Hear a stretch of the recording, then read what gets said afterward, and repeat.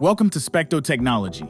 In this video, we'll walk you through how to install a rail clip prism on a railroad track.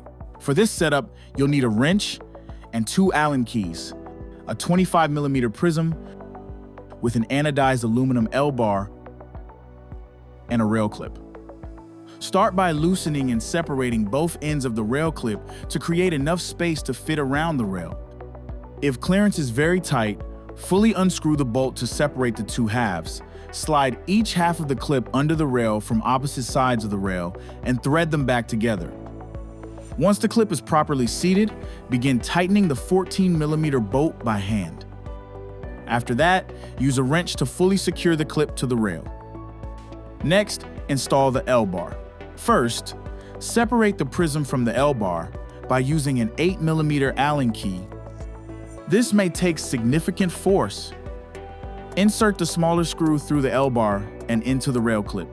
Hand tighten the screw just enough so the L-bar can still be adjusted. Position the L-bar so the prism will face toward the total station. Once aligned, use a 6mm Allen key to fully tighten the L-bar. Now, mount the prism. Attach the prism to the inside of the L-bar to help protect it from passing trains. Hand tighten the mounting screw, then adjust the prism so it is aligned with the total station.